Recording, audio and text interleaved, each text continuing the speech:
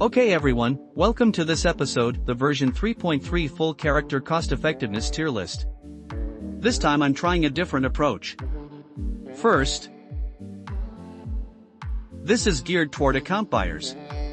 Since I do new player consultations, most of my audience are people buying accounts to start. So naturally, we want to chase price to performance. We're weighing several factors: strength, price, comfort, and how essential the character is in your team comp. Got it?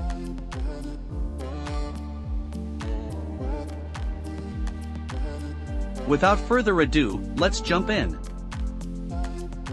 I'll also tell you which characters to max out and which to leave at 0 copies. Disclaimer up front, this kind of video will hurt some character mains' feelings. If you think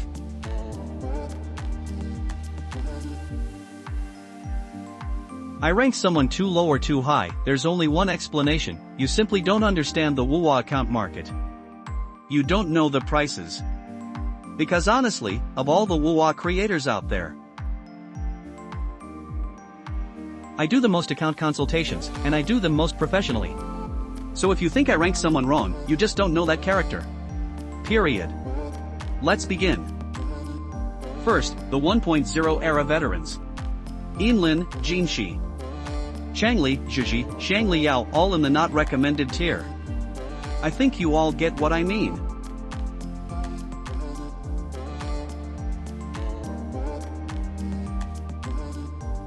Due to early resonance chain design issues, their raw strength is fine. But their resonance chain power spikes are absurd. So if you're buying a 1.0 account today, buying a 21 or 31, you might as well just go 61. But even at the cheapest 61, like Jinshi at 200 yuan, why wouldn't I just buy a 31 of a brand new character instead? A 31 new character beats old characters in mechanics, comfort, and team versatility. So old characters can be skipped entirely. Unless you really love a specific one, then what? Say you have 1000 yuan and you really love Yinlin. Just grab a new character account. Like one with a Camellia, a Sagrika, and a maxed Yinlin thrown in for free. Same goes for Jinshi and Changli. But getting both maxed old characters and maxed new characters at once is genuinely difficult, the search takes way longer. Next, Shorekeeper from 1.3, ranked S. No debate needed on why. She's a must-have if you play modern WoWA. The foundation of every WoWA team comp. Most universal character, no contest. When buying an account, newbies often ask me, this account feels off to play, why? I check, no Shorekeeper. Other characters maybe, but no Shorekeeper. Hard no. You must have Shorekeeper. She's not just about double crit and damage buffs. Many people think 2 binary, new character sets give crit damage or double crit, so I don't need crit stats from Shorekeeper anymore. Wrong. When you're doing tower or holograms and you get knocked back, Shorekeeper's right-click instantly pulls your character back. Currently only Shorekeeper and Lupa have this. But Lupa's is forced, Shorekeeper's is your choice. Massive. This recovery ability is incredibly strong. So Shorekeeper is mandatory. 0, 1, 11, 21, 31, all fine. But 61? Absolutely not recommended. Don't buy a 61 healer. Pure money waste. Ji Yan now ranks C tier. A truly stat-bloated 1.0 character. Still goes hard with Sanhua and Verena.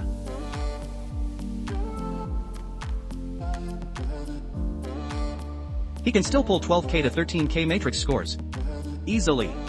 And a max GN is now just 200 to 250 yuan. Dirt cheap. But he has the classic 1.0 character flaw: mobility's not great, easily interrupted. Sure, technically he has mobility, his ULT autopulls to enemies, his E follows up. But that's advanced level execution. WoWA's been out 2 years. If a character requires advanced play to feel comfortable, no, skip them. For new players, I only recommend easy mode picks. If you really love GN, just go 6 copies right away. He's cheap now anyway. Carlotta. Carlotta was S tier before 3.3 because of her cost effectiveness. But now I can only put her at A tier. A tier is still strong because she's so easy to play. Even in current Matrix. Let me explain for newer players. Matrix is currently the hardest in-game mode in WoA. It has tons of obnoxious enemies, flying, teleporting, hard to hit. Against those, Carlotta can guarantee your full damage rotation goes off uninterrupted. You guys get the value of that, right? Even if you swap an Eames or Faciuet against Astronaut, or even that lose something boss, your rotation can get cut. But Carlotta never drops her rotation. The value is enormous. If 3.3 hadn't dropped Faciuet, she'd still be S tier. And how much is a maxed Carlotta account? 250 yuan. That's it. Plus you usually get a Zhuji thrown in. So for 250 yuan you get this incredibly easy mode, perfect. Character. No 1.0 character is even comparable. She's still among easy mode characters, T0 tier. Her only weakness is her support, Zhuji. Without 51 or 61 Zhuji, the damage just isn't there. With that kind of support attached, her output is too low. Okay, next up, Rosia. Rosia goes straight to D tier. This character, even though I'm generally very supportive of Wu and Kuro, I have to say it, Rosia is, no exaggeration, a bigger design failure than Lin.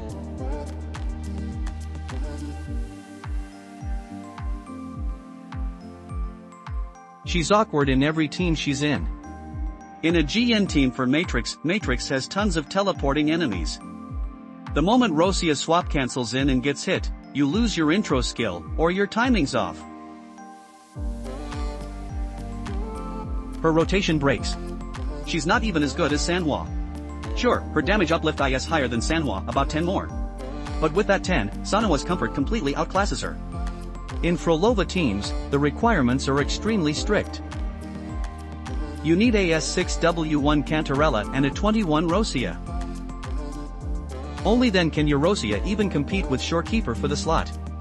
And it's just compete, she might still lose. Rosia is in such an awkward spot right now.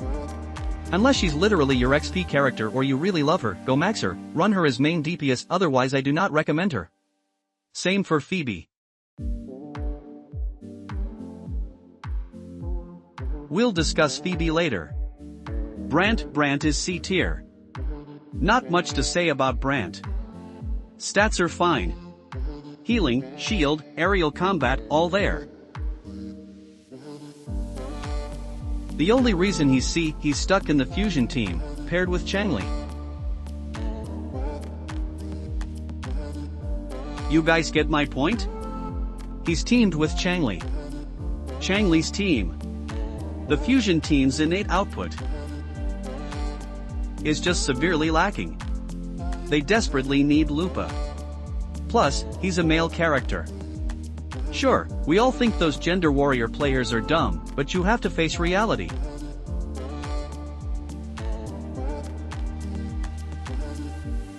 Over 90 of Gacha players don't want to pull male characters. So he can only be C. Cantarella is B tier.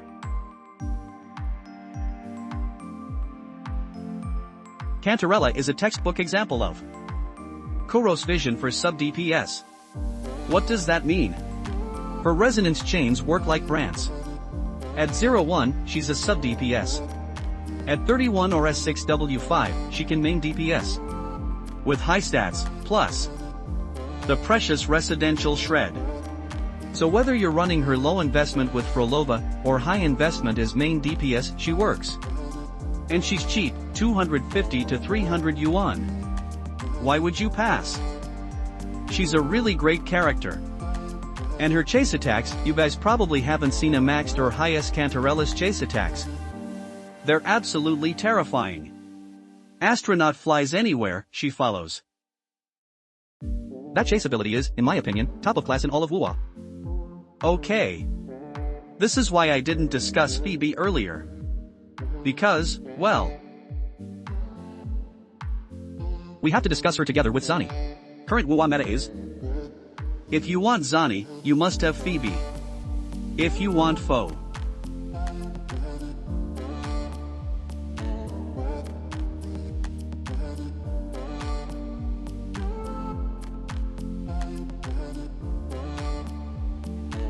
If you're gonna buy these two characters, just go straight 61. Getting both at 61 only runs you about 700 to 800, 800 to 900 yuan, super cheap. And their max chain power is insanely high, right up there with the 3rd gen numbers. The only two drawbacks are: 1, they need high sequences. 2, it's pure power creep, and I mean serious power creep. But honestly, I don't think power creep is a bad thing. If it brings you absolute strength, why not? Alright, so those two have their pros and cons, only B tier. As for Xiaokong, I'd put her at B tier. I won't get into why, because she's mostly just a bonus pull when you grab Cartithia. A bonus to buying Cartithia. The number of people who'd actually go 61 on Xiaokong herself is super tiny. So B tier is fine. If you like her, throw down the 61 to 300, 350 yuan and she's yours. If your mindset is I'm pulling Cartithia, so I might as well grab Xiaokong too, then yeah, basically a freebie. Not much to debate there. Now Cartithia, I'm gonna upset some fans here, she only ranks B tier.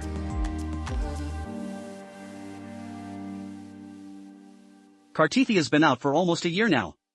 In Wuthering Wave's current environment, you have to admit Cartithia, Xiaokong, and Shisaki still put out crazy DPS Mingchao.site guides Wuthering Wave's 3-3 tier list Feishue. But we all know. Cartithia's DPS isn't really worth discussing, because she demands so much execution. You could honestly call her the most technique-heavy character in the entire game. So do you really think new players are gonna grind those super tight rotations you've practiced forever, just to match what other DPS units pull off? I don't think so. Sure, a 61 Cartithia can solo clear, but what we're discussing here is full team solo clears. For me, that doesn't count. Doesn't count, okay? Plus, Cartithia hard requires her signature weapon. A 0-1 Cartithia just feels bad to play. If you've watched this video and you play Wuthering Waves, you'll note 0-1 Cartithia feels rough. 31 up to 61 is where she actually becomes a complete unit. So at max sequences? Right now I'd only recommend buying her at full chains. Usually around 400 to 500 yuan. Lupa used to be B tier, now she's only C tier. As power numbers keep scaling up, fire team damage is just gonna keep falling behind. So Lupa, if her kit template were on a Havoc team or Arrow team, she'd be straight S tier no question. But on Fire team, honestly, Lupa's design can be summed up in one word: overtuned. Why overtuned? Because Fire team is just too weak. You absolutely need Lupa to lift them up. Think about it, Chun-Li, Camellia, you name it. Which iconic combo doesn't need Lupa? Any Fire team strength discussion has Lupa as the prerequisite. That's how you know how valuable Lupa really is. So Lupa being ranked C isn't because he only has C tier strength, it's because he's just built different in fire teams. Frolova is a no doubt S tier. There's no point arguing about this one. She's the absolute hexagonal all-rounder. I've said it before, discussing DPS and Wuthering Waves is meaningless. Right now, Frolova is still one in open world. Nobody can surpass her. Matrix? Frolova still walks it. Right? Matrix is the true test of Carlotta's and Frolova's value. Frolova can do it with basically zero DPS loss. Carlotta can't do that, she drops output. Frolova can keep her DPS up, and she's not afraid of being hit since her skills are off-field. Pair her with Cantarella, and on top of that, Frolova gets a rerun in 3.3 second half. So if you go pull her then. $300 or $400 for a 6,000 mark Frolova with Cantarella, isn't that a steal? Why wouldn't you pick her? I said it before. Pulling Frolova back in 2.5 carries you all the way to the anniversary, even into 3.5. So far, that's exactly how it played out. So go ahead and pick Frolova with confidence. The day she stops being good, every character before her will already be obsolete. I'll stake my reputation on it. Now, the Sun-Moon duo. The Sun-Moon duo can sit at A tier, but only if you have both of them. Split them up, and they drop to B tier. Some people will say, isn't Yuno's damage really high? I see all these Yuno solo clear videos, the 61 builds, sure, the numbers look high. But are they higher than a main DPS? No. And those solo clears are real, but only on single targets, folks. At least Cartithia has some AoE. Yuno has 0 AoE. It's all single target attacks. You'll get tortured running holographic, and tortured in open world too. In Tower and Matrix, she'll lose lock-on sometimes. There's nothing you can do about it, that's just Wuthering Wave's core engine. Lock-on is what it is.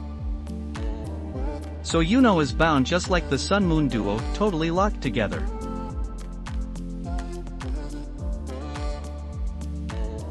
Split them up, and they only sit at B tier. Yeah, B tier. They're in the same bracket.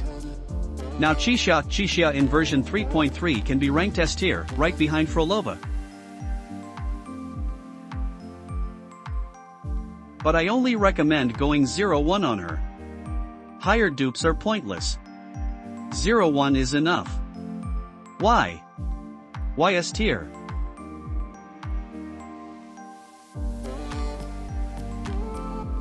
Because Chisha is just too scarce right now. Think about it, Carlotta team needs her, Fleur team needs her, Emis's burst team needs her. She's just one body with limited stamina. Tell me she's not essential. When you're picking pulls, you have to have her. 0-1 is enough, I don't recommend higher dupes. As for Linya, this character needs no debate. No need to question this one. Go big 21, even 61 is fine. She's cheap. And let me say this with full confidence, she's currently the most paired character in the entire game. Back in 3.0 first half, a lot of people trashed her and skipped. They said stuff like, she's not focused enough for niche teams, not universal enough for general teams. But looking back now, does Louise want her? Does Fleur? Does Yuno? Does Emis? You look back and everyone wants her. And if you go 21 or even 210, wait, oh man. You'll find Camellia can use her, Changli can use her, Jinchi can use her. Even old characters can use her. That's how broken she is. As for Moore9, the universal healer, there's nothing to discuss. Universal healer? I'll tell you straight up, Moore9 is a budget version. Without Shorekeeper she's amazing, anyone saying otherwise is talking nonsense. She's in the same tier as Shorekeeper. As a universal piece, you have to pull her. You have to buy her. Now Louise only sits at B tier. Honestly, Louise is cheap and effective, he's the king of Matrix. Right now, what's the meta? The astronaut and the Lu Shinji boss. New players might not know who I'm talking about, but those are the two most disgusting bosses in Matrix right now. Louise is literally their daddy. His kid is just absurd. Insane. The boss runs, he chases. Crazy good. And his numbers are real. His only flaw? He's a male character. Just like Captain, it's not him that's wrong, it's the world. He's a male character, that's just how it is. Now Emis folks, this is why I prefaced everything earlier. I said I might offend some character mains. Why is she only A tier? I know the chat's already saying bro, what's your problem?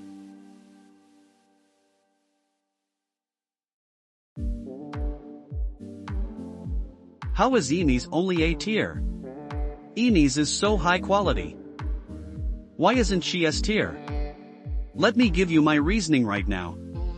First, like I said at the start, this video is aimed at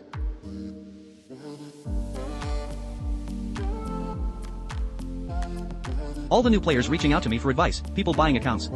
We need to think about one thing first. First of all, Enes's price has gone back up after 3.3 confirmed no rerun. Enes is not a cheap character right now. If you want her complete team Linia, more 9, you could just build Frolova Cantarella Sunmoon instead. Right?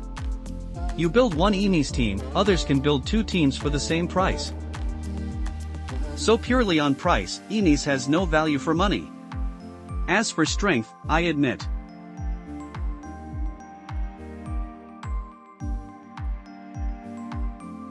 Enes is genuinely brain-dead easy to play, and her kit is high quality. If your budget is loaded, I'd recommend her. But her open world and holographic performance is actually weak. She's only strong in Matrix and Tower. People will argue, I clear open world in one heavy attack. Hold on, that heavy attack requires 63 or higher. Only then can Enes guarantee a one-shot wipe. The conditions are too strict. And she can't even pull in some enemies. The moment open world has an enemy she can't burst, you start breakdancing in place. Open world is heavily dependent on the character's mobility kit. Enes's flying ability isn't even special anymore once 3.3 added the motorcycle. So her overall value for money just isn't great. And here's the thing right now.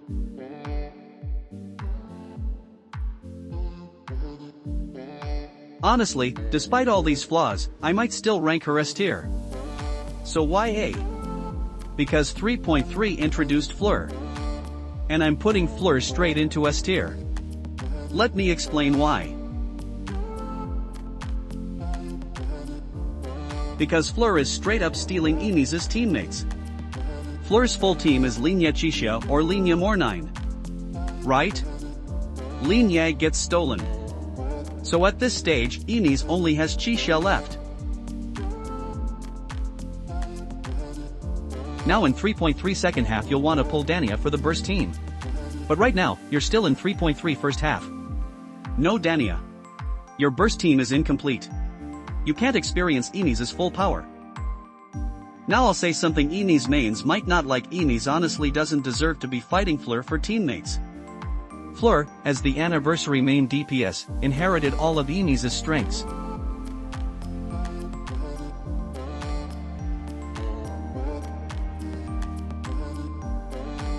And she patched all of Enes's weaknesses. Strong open world. Holographic solo clear, 5,000 point score. Not as strong as Frolova, but her holographic is still T0 tier. Tower and Matrix? Tower and Matrix. You'll say Enes has zero interaction with bosses. Well, Fleur also has zero interaction. Fleur swaps in, heavy attack, ULT, refresh, ULT again, full rotation, never touches the boss. Equally brain dead, equally easy. So we have this absurdly high numbers, hexagonal stat character also stealing Enes's teammates. So tell me, how is Enes supposed to compete with Fleur for teammates?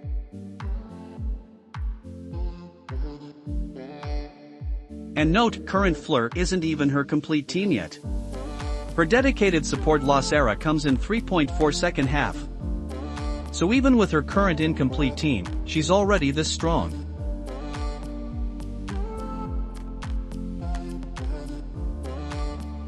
So if you want to pick one 3.0 to 3.3 new character to fully build, it has to be Fleur. It will absolutely be Fleur, not Enes. Now Sigrid.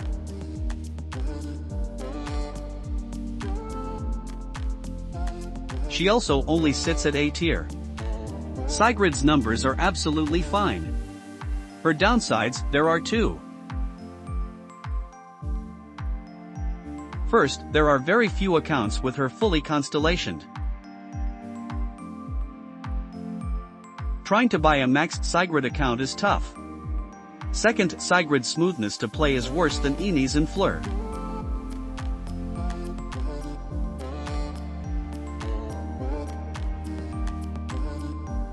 Her consistency just isn't on par with those two. So if you really want a maxed out character, I still recommend Fleur. But chat's asking, isn't maxed Fleur expensive right now? No. Right now, maxed Fleur is cheaper than Enes. That's why she's S tier. If Enes was $800 for a maxed account and Fleur was 1000, I'd rank Fleur at A.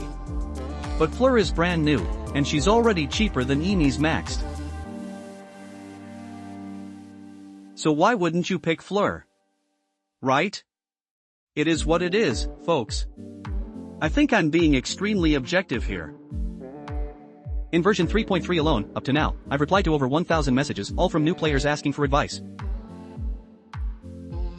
Gained over 1,000 followers, helped over 100 people find accounts. When it comes to account value for money and quality of life, I genuinely have authority here. And I've got 0 negative reviews. Okay. So that's the full character value for money tier list. Which characters to bind together, which characters to go 0, 1 or 61, I've basically covered it all.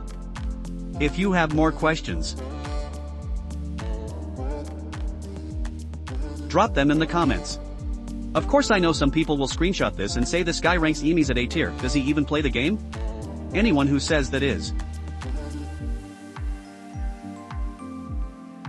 Folks, at the end of this video, let me say this. A lot of people take my rankings out of context. Bro, what's your problem? Enes and Carlotta at A and B tier? I'm only catering to new player experience. To meet characters that aren't brain dead easy, don't pick. Characters with no value for money, don't pick. I'm always thinking about what's best for the masses. If you're expensive, no value, not brain dead easy, you're going LOW on my list. Even if you're insanely popular. I'm not afraid of haters. There are already plenty. But I believe. If you follow my logic, like the viewer in my last video, the guy who bought a 770 yuan account and wanted my approval. If my videos help you, and when you actually play Wuthering Waves it feels great, like you picked Frolova, and you're one-shotting open world, scoring 10,000 in holographic, breezing through Matrix, if it feels that good, then please drop a like and a follow.